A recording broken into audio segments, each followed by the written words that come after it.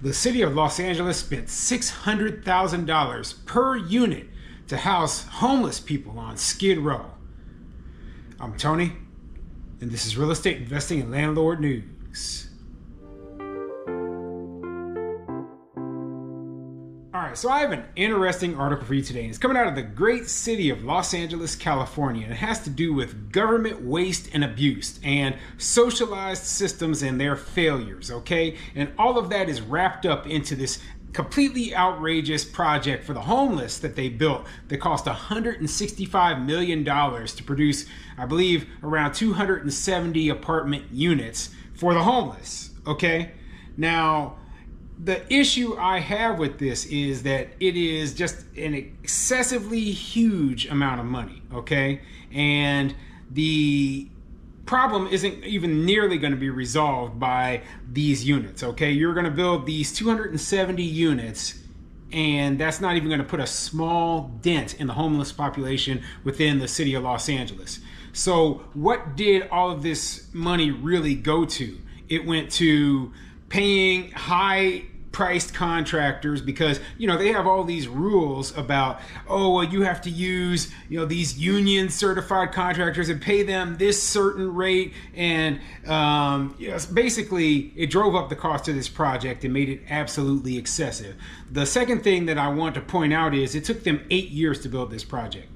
Okay, 8 years to build 270 units. So if they have thousands of homeless people and it's taken them on average 8 years to produce each one of these 270 unit apartment complexes, well, you do the math. It's going to be more than several lifetimes before they're able to actually put a dent in the homeless population within the city. So, I don't think this is the solution. I think that trying to house homeless people in luxury condos or luxury apartments is dumb.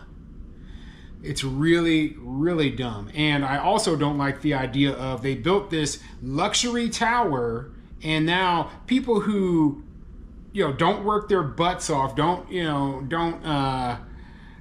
earn it essentially, right, are now being given this for free.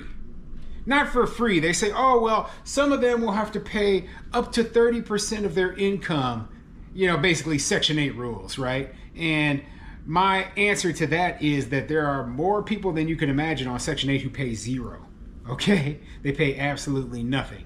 So I wouldn't doubt for one moment there's going to be a lot of people in this building who aren't paying up to 30% of their income towards the apartments that they're getting for free. And if these apartments were renting for market rates, they'd be thousands of dollars per month, okay? If they're $600,000 per unit, I wouldn't doubt for one moment that a one-bedroom apartment would be going for $4,000 to $5,000 a month, okay, in downtown Los Angeles. So yeah, they're getting something that they didn't earn for free, and basically that takes them away. It takes away their motivation to actually improve themselves, improve their lives. And that's the problem with socialism right there. So before I get into the article, go ahead, hit the like, subscribe button, maybe leave a comment down below and let me know what you think. So do you think that this is the solution? Spending hundreds of millions of dollars on apartments, beautiful apartments for absolute destitute homeless people living on Skid Row in Los Angeles. Do you think that's going to solve the problem?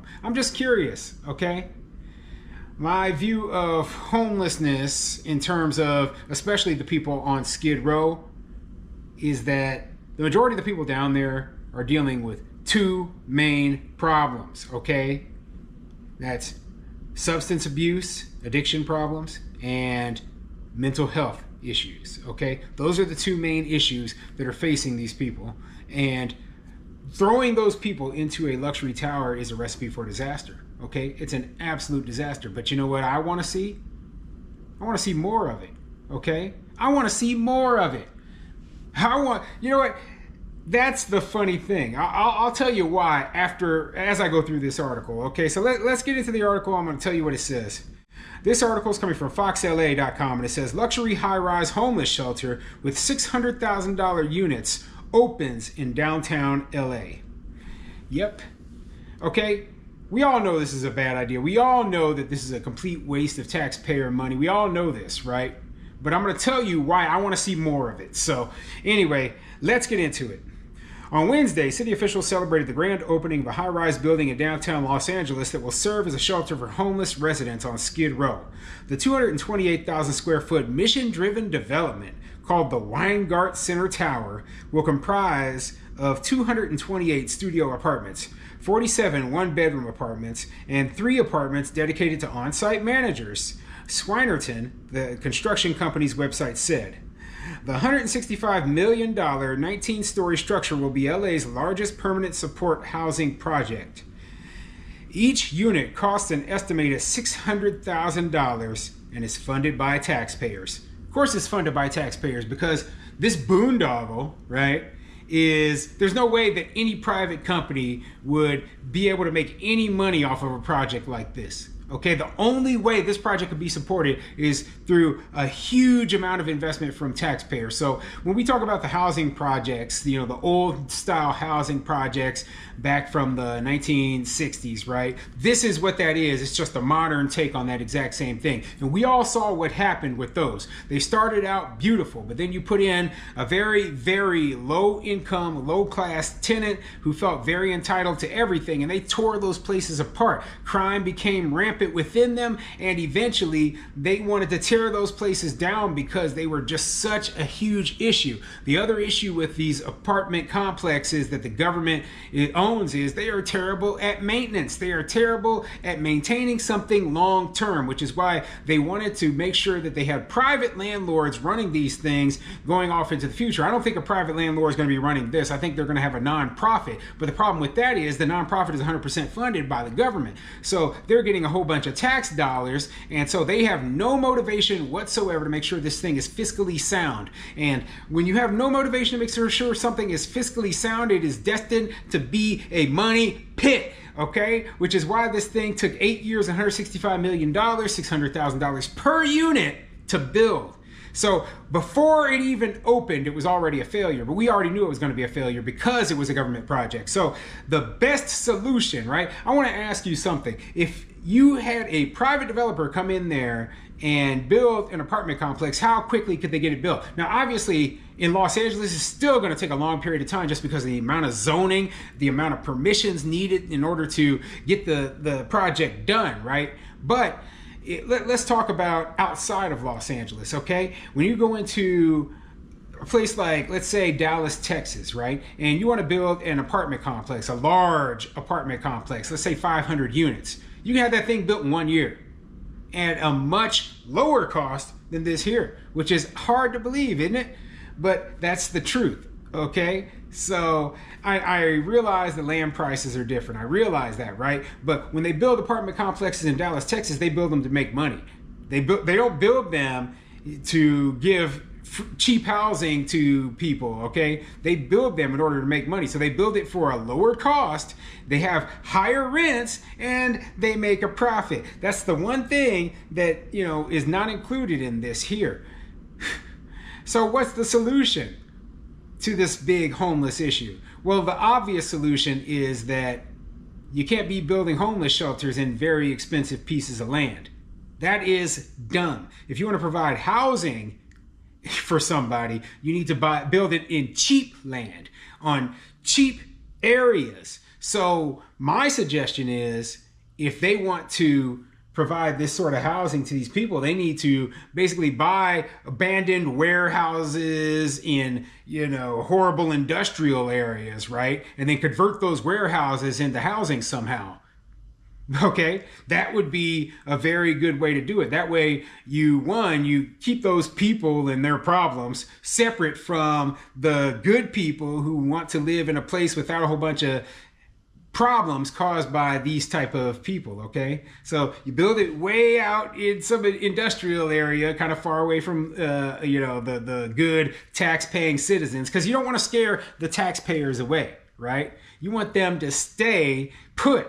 You don't want them to be scared away by large amounts of homeless people suddenly becoming their neighbors. They will leave. Don't doubt it for 1 second. They will abandon that area as the crime goes up, as the problems go up. So yeah, you build it in some like industrial area and somewhere abandoned, somewhere where the property values are much, much, much lower.